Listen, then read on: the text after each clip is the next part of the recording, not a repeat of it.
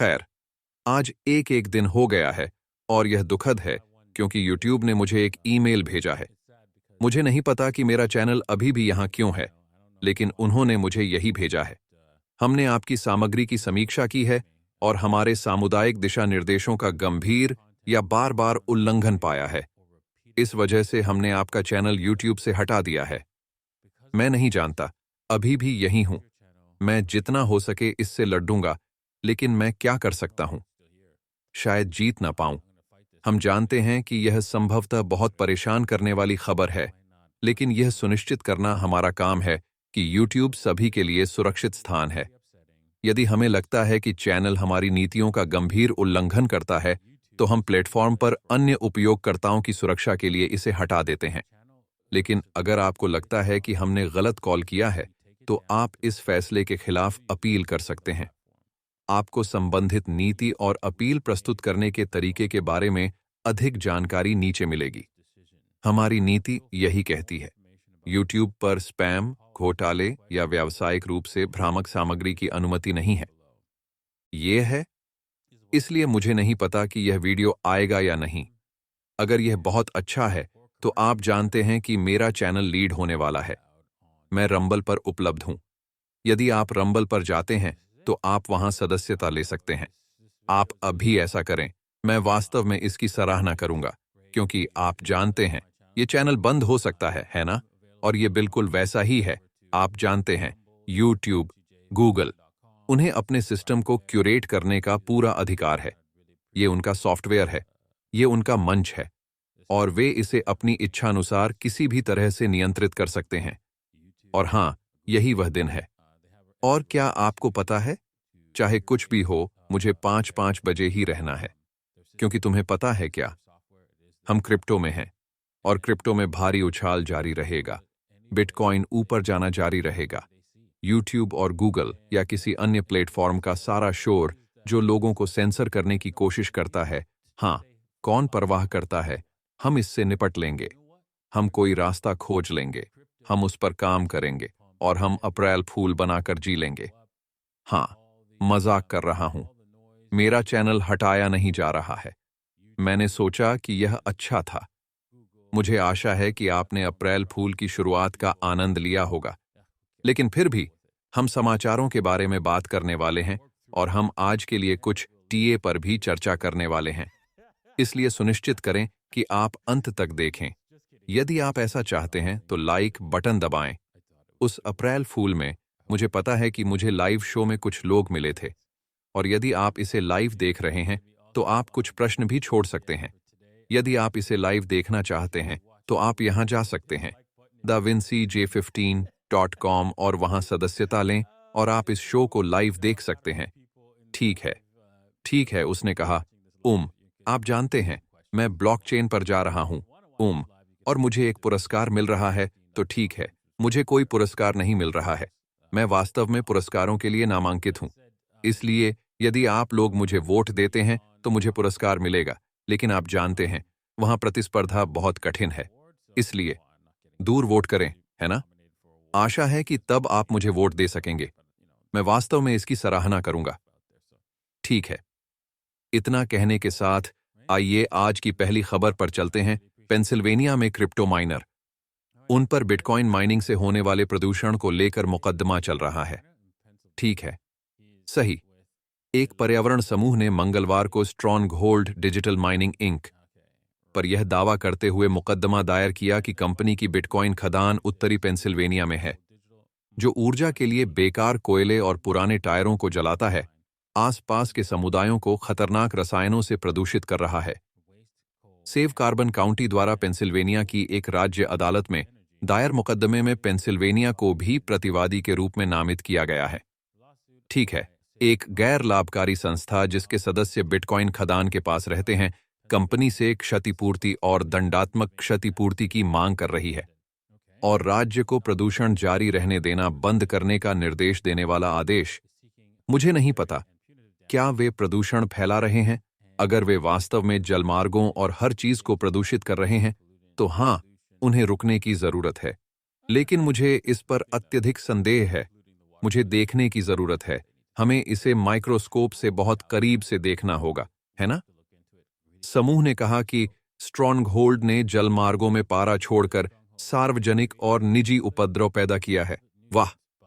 और अपने ऊर्जा प्यासे परिचालनों को बिजली देने के लिए खरीदे गए पुराने बिजली संयंत्र से सल्फर डाइऑक्साइड जैसे हानिकारक रसायनों को हवा में उगल रहा है। हम खैर, हम विवरण नहीं जानते, लेकिन हमें उस पर गौर करना होगा। राज्य के संविधान में कर्तव्य के प्रति सकारात्मक कर्तव्य होने के बावजूद राज्य ने प्रदूषण की अनुमति देने वाले परमिट जारी किए हैं और कर प्रोत्साहन के माध्यम से क्रिप्टो खदान को सब्सिडी दी है। मुकदमे के अनुसार नागरिकों के लिए पर्यावरण की रक्षा करें। हाँ, ठीक है, आप जानते हैं, ऐसा लगता है कि वे राज्य का नामकरण भी कर रहे हैं, तो इसमें कुछ वैधता हो सकती है, क्योंकि मुझे आश्चर्य नहीं होगा। आप जानते हैं, राज्यों और काउंटियों में पैसे की समस्या हो रही है ना? और उनके पास पैसे खत्म हो रहे हैं।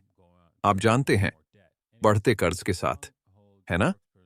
उन्हें बाहर जाकर अधिक से अधिक कर्ज लेने की जरूरत है।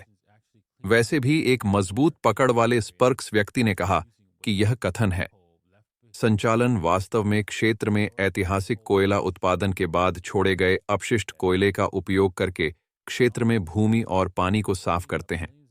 ठीक है, गढ़ सुविधाओं ने लाखों टन अपशिष्ट कोयले को साफ किया है और एक बार क्षतिग्रस्त भूमि को पुनः प्राप्त किया है।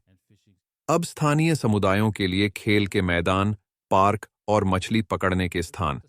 कहना मुश्किल है ना? पेंसिल्वेनिया के पर्यावरण और संरक्षण विभाग ने टिप्पणी करने से इनकार कर दिया। ठीक है, क्रिप्टोकरेंसी माइनिंग वह प्रक्रिया है जो अक्सर डेटा प्रोसेसिंग केंद्रों की कंप्यूटिंग और कूलिंग के लिए बड़ी मात्रा में बिजली का उपयोग करती है। ठीक है, तो मेरा मतलब है बहुत सारे डेटा प्रोसेसिंग केंद्र हैं और वे बहुत अधिक बिजली का उपयोग करते हैं, जो बिटकॉइन जैसी सुरक्षित क्रिप्टोकरेंसी को सुरक्षित करने के लिए जटिल गणित संचालन समीकरण बनाते हैं। यह रोचक है। मैं जानना चाहूंगा कि यह बीएस आलेख है या नहीं। नीचे टिप्पणी अनुभाग में टिप्पणियां छोड़ें या इस पर कुछ शोध करें और पता लगाएं कि क्या ये लोग वास्तव में पर्यावरण को प्रदूषित कर रहे हैं, क्योंकि वे ऐसा कर सकते हैं, है ना? आप निश्चित रूप से नहीं कह सकते, किसी न किसी तरह से कह सकते हैं, लेकिन मुझे जानने में दिलचस्पी होगी, है ना? क्योंकि तब आप जानते हैं, मेरा मतलब है, उन्हें ऐसा करने की जरूरत नहीं है ना?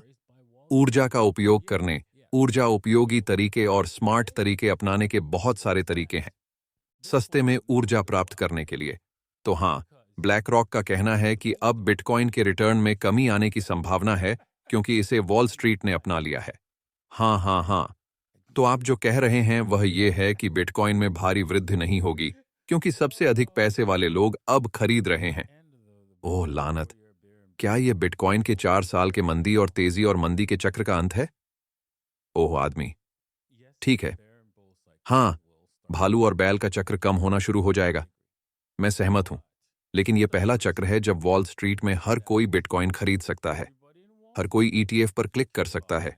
सही, सब लोग अब ऐसा कर सकते हैं।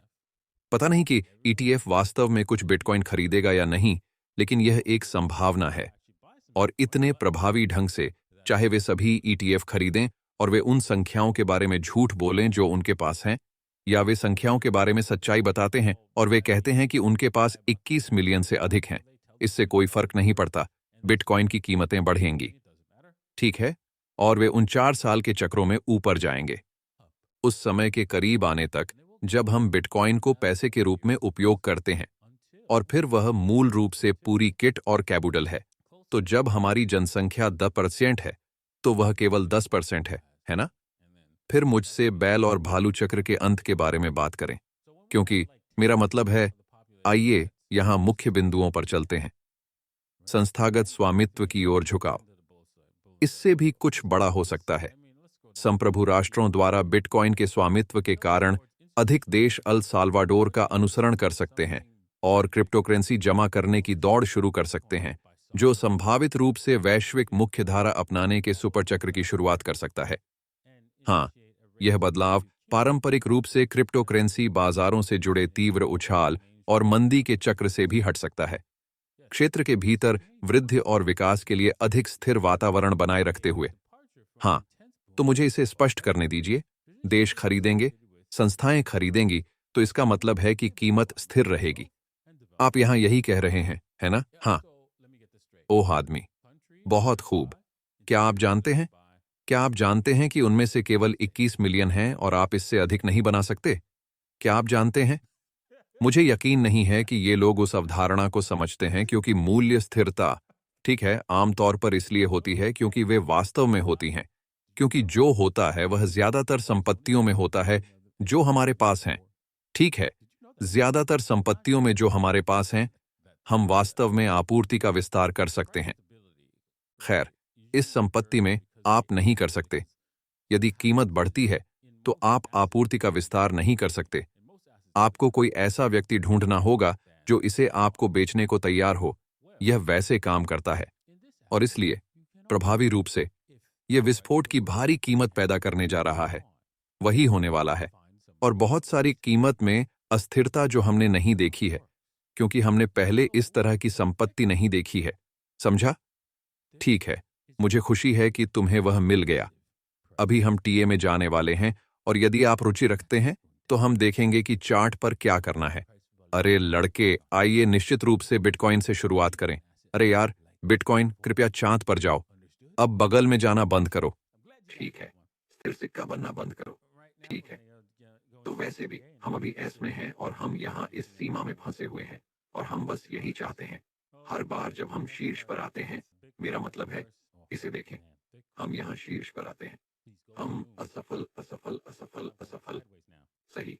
और सवाल ये है, ठीक है, हम भी नीचे आ गए हैं और असफल भी हो गए हैं। असफल होते हैं और हम यहाँ भी कहाँ असफल होने जा रहे हैं। इसलिए प्रभावी रूप से हम जो देख सकते हैं वह यह है कि बिटकॉइन इस आंदोलन से टूट गया है। इसलिए हम यहाँ से आगे बढ़ सकते हैं और फिर वापस आकर दोबारा परीक्षण कर सकते हैं। और क्या हम ऐसा करने जा रहे हैं? मुझे ऐसा नहीं लगता। मुझे लगता है कि हम शायद देर सबेर टूट जाएंगे या हम निश्चित रूप से टूट सकते हैं, है ना?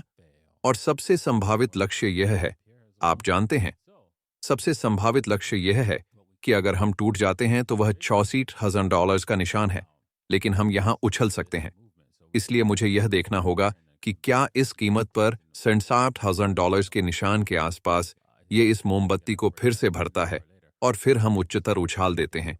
तो ये भी एक संभावना है और इसलिए हम इंतजार करेंगे और देखें कि बिटकॉइन कितना टूटता है। मुझे लगता है कि हम और आगे बढ़ेंगे, लेकिन अंत में हम टूट सकते हैं और इसके लिए आपको दांव लगाना होगा। मैं ब्रेकआउट पर अपना दांव लगाने को तैयार हूं और मैं नुकसान को रोक सकता हूं। तो मूल रूप से, यदि आप अपना दांव लगाने जा रहे हैं, तो आपका ब्रेकआउट क्षेत्र और स्टॉप लॉस कहां है? इसलिए एक बार जब हम टूट गए, तो मूल रूप से हम जानना चाहते हैं कि आप अपना स्टॉप लॉस कहां लगाने जा रहे हैं। अगर हम लंबे समय तक चलने वाले हैं, और मुझे लगता है कि आपका स्टॉप लॉस, दुर्भाग्य से, मेरा मानना है कि आपका स्टॉप लॉस लगभग यहीं होना चाहिए। यह 68,981 है। इसलिए इसके नीचे एक ब्रेक, यह कहना काफी हद तक सुरक्षित है। ठीक है, बस हमारा काम हो गया। और ऊपर एक ब्रेक, आप उससे थोड़ा नीचे रह सकते हैं। मुझे शायद कहना चाहिए मोमबत्ती का शरीर बंद। अरे हाँ, आपको यहाँ करीब एक कैंडल बॉडी कहना होगा, लेकिन एक ब्रेक। 71 के ऊपर किसी भी प्रकार का ब्रेक, मुझे लगता है 71500, 7600 ISH क्षेत्र। आप कह सकते हैं, ठीक है, हाँ, ये जाने का समय है। तो हम कर सकते हैं, अगर हम इसे तोड़ते हैं, तो मेरा मानना है कि यह आगे बढ़ने का संकेत है। और मुझे लगता है कि हम इसे प्राप्त कर सकते हैं। लेकिन दुर्भाग्य से पहला पड़ाव लक्ष्य 64,000 ईश क्षेत्र है।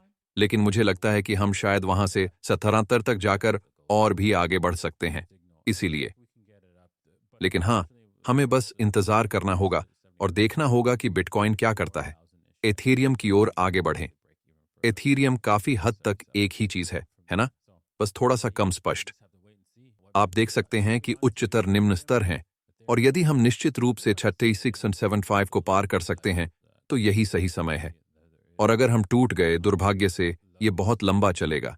आपको 34.09 से नीचे नहीं जाना है और फिर यह शुभ रात्रि जाने मन, जाने का समय हो गया है। और बस इतना ही, यह कुछ समय के लिए बिटकॉइन और इथेरियम दोनों के लिए बंद है, और मेरा मतलब है यह इतना बुरा नहीं है। मेरा मतलब है यह केवल तब तक है, केवल तब तक इथेरियम के लिए लक्ष्य संभवतः 35 क्षेत्र के आसपास है। तो फिर हम कुछ रिटर्न देख सकते हैं। लेकिन मुझे नहीं लगता कि इथेरियम यहां पूरी तरह से टूट जाएगा। मुझे लगता है कि हम इसे देखने जा रहे हैं, एक रॉकेट भी $4,000 के निशान के करीब। तो हाँ, मुझे लगता है कि यह वहीं जा रहा है। शीबा। अच्छा, शीबा इनू। आप शीबा क्यों नहीं हैं?